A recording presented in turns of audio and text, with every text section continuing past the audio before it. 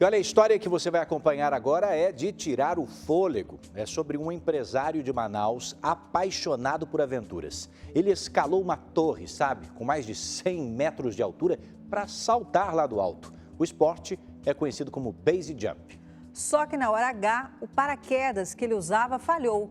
Um acidente impressionante, seguido de muitas coincidências e que terminou com um desfecho inesperado.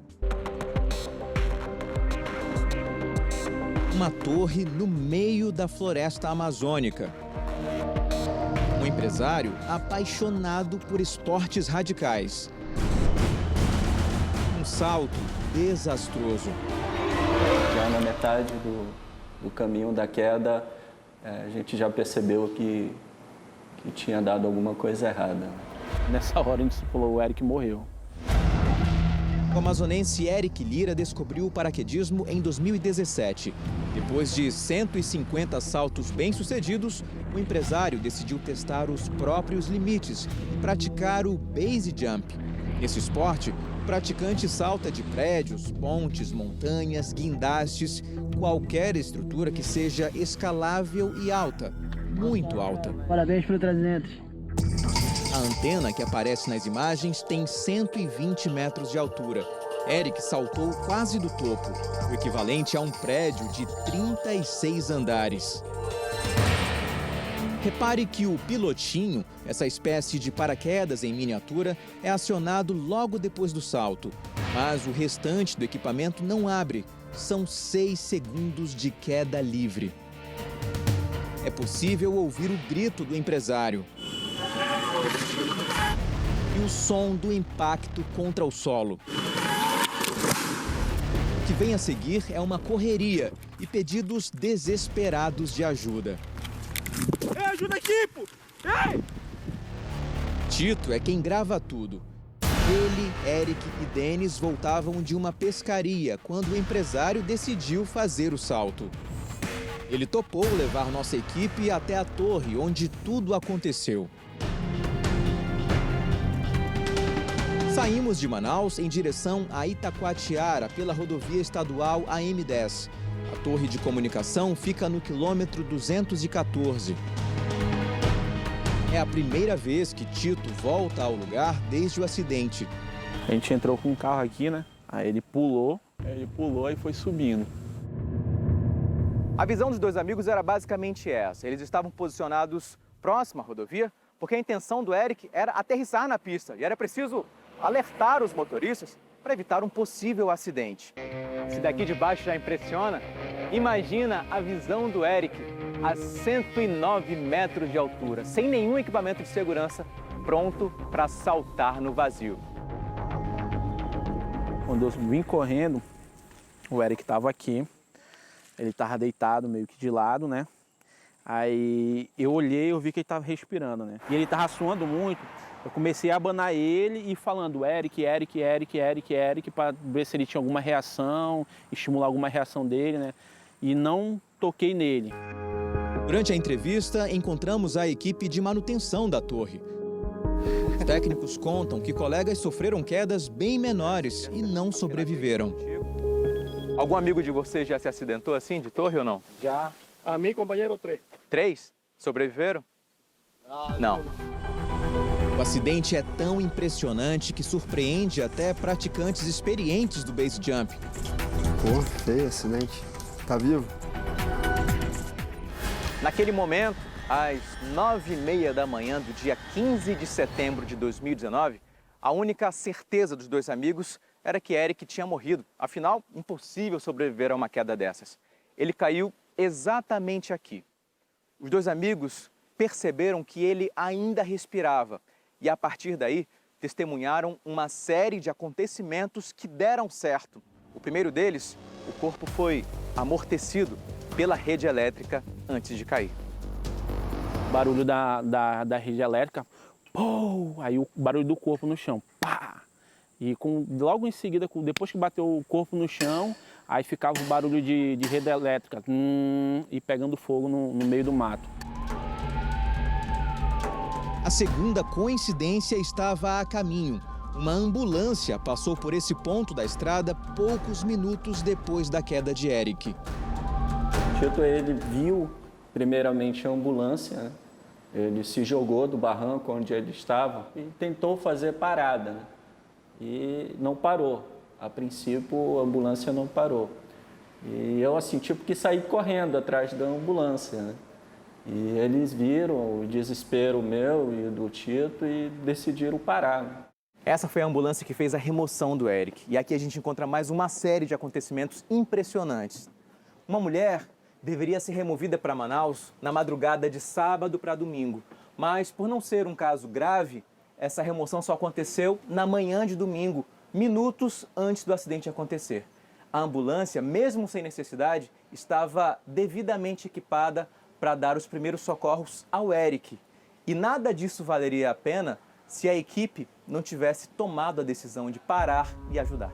De repente desceu um rapaz correndo do barranco, com as mãos agitando e o outro lá na frente. Quando eu percebi a situação, eu parei um pouco mais na frente e fiquei olhando para o retrovisor. E eles acenando. E veio só um, né? Então ele veio com meio lágrima nos olhos, dizendo, por favor, salva meu amigo. Coube à enfermeira Adriana a decisão: seguir viagem com a paciente que já estava no veículo ou parar e socorrer o acidentado. Ela parou.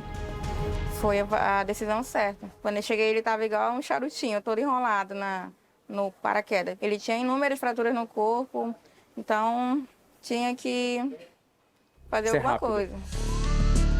Foi um trajeto de 40 minutos até o hospital mais próximo. O Eric, ele chegou em estado grave, um paciente politraumatizado, né, com múltiplas fraturas, fratura de perna, antebraço, fêmur e com suspeita de traumatismo crânioencefálico. Mas os exames que poderiam confirmar a gravidade do estado de saúde do empresário só poderiam ser feitos na capital, Manaus. Tito teve que dar a notícia a Evelyn, esposa de Eric, por telefone. E aí, no final da ligação, ele disse, a gente vai precisar de um avião para tirar ele daqui. Um avião, um helicóptero, alguma coisa. Eu digo, mas por quê? Não dá para ele vir de ambulância, de carro?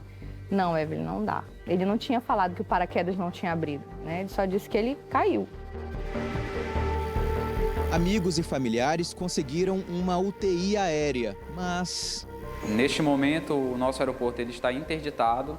Tivemos que arrombar o portão que dava acesso, rompemos o cadeado, né? Ainda tinha outro obstáculo, as péssimas condições da pista, que comprometem a segurança de pousos e decolagens. Prova disso é que o aeroporto está interditado para aeronaves de asa fixa. Mas o piloto conseguiu decolar e, no total, entre o momento do acidente e a entrada de Eric no centro cirúrgico em Manaus, foram 5 horas. Os primeiros exames mostraram que Eric quebrou as pernas, o fêmur, os joelhos, pés, um dos braços, o punho e 4 costelas. Também sofreu uma fissura na coluna cervical e um traumatismo craniano. Danos que poderiam afetar várias funções motoras e cognitivas. Foram 8 dias em coma. E no primeiro dia que foi tentada suspender a sedação, ele teve um despertar agitado e teve convulsão, teve sinais de crise convulsiva. Nesse dia a médica conversou comigo, né? Ele disse, olha, melhor não esperar. Se eu fosse você, eu não esperava. Foi o primeiro dia que eu pensei realmente assim, nossa, não vai vir. Mas Eric acordou no dia seguinte. Ele já foi olhando para mim, aí ele começou a querer chorar. Eu digo, não vai chorar não. Pode ir com força aí, nada de choro e vamos para cima que a gente vai ter que lutar bastante. Ainda tem uma estrada muito longa pela frente. Nada de choro aqui. Eu saí e chorei fora do leito. Sem ele ver. Sem ele ver, mas de felicidade, né? No mesmo dia, a pequena Agnes deu os primeiros passos. Pai e filha, dando início a uma nova caminhada. Quando eu acordei do coma, eu não sabia que eu tinha caído de uma antena. Caído de cima de uma antena sem meu paraquedas abrir. Então, quando eu comecei a ter consciência das coisas, foi a primeira coisa que eu perguntei a Agnes. Como é que ela tá? Quanto tempo eu tô aqui dormindo? Quanto tempo eu fiquei longe? Que dia é hoje? Os 25 dias de UTI deram lugar a uma rotina pesada de fisioterapia em casa. Eric já consegue ficar em pé e caminhar com a ajuda de um andador. Voltar a andar é só uma questão de tempo. As dores são constantes, mas a cada dia ele realiza novos movimentos. E o paraquedas, acredite, continua sempre por perto. Eles conseguiram no paraquedismo. Eu já tinha mais ou menos 1 ano e meio, aí o Eric entrou no paraquedismo, a gente fez um salto junto, foi quando a gente se aproximou. Você não tem dúvida, ele vai voltar a saltar? Não tenho dúvida. Nenhuma dúvida. Desde quando ele abriu os olhos, eu falei assim, nossa, eu não acredito, esse cara abriu os olhos. Vai saltar? Vai saltar. Uma ideia que não agrada a todo mundo. Meu pai disse que depois daqui é para mim investir no ping-pong, para mim jogar tênis de mesa. E olha que é melhor dar ouvido ao seu Josias, viu? Ele conhece bem essa história aí de sobreviver. Seu Josias foi vítima de assalto. Eu já tive uma experiência dessa há 20 anos, quando eu levei 6 balas e me deram como morto. E agora o do Eric, eu espero que pare por aí e não venha para os outros filhos, entende? Essa tradição o senhor não tem, não. Espero que pare por aí. O empresário não se lembra do acidente, mas tem uma teoria. Quando eu saio e se por um acaso o meu corpo faz isso, o pilotinho que deve se inflar, ele está no meu vácuo. Ele não foi puxado. E aí ele não pegou ar, ele não teve ar suficiente para inflar e puxar o meu paraquedas. Eu tenho certeza que foi esse. Gustavo Areias é instrutor de paraquedismo, com mais de 4.000 saltos no currículo. Para ele, o acidente pode ter ocorrido por uma falha na dobra do paraquedas. Dá pra ver que logo quando ele sai, ele já joga o pilotinho, e aí na hora que o pilotinho infla, ele acaba não abrindo esses 2 pinos aqui, mais pra metade da queda ali, que parece que saiu um pino e o tecido começou a sair, mas talvez o de baixo tenha ficado preso, talvez ele tenha feito essa sequência aqui dessa fita com essas abas, ele pode ter feito errado e não abriu por completo. Difícil dizer o que causou o acidente, mas para as personagens dessa história, só 2 palavras podem explicar um desfecho tão surpreendente. Foi um milagre. Foi Deus. Foi um milagre. Alguém lá em cima gosta muito do Eric. Aí eu penso que quando eu sair, Deus foi, o paraquedas não vai abrir, mas eu vou segurar aqui.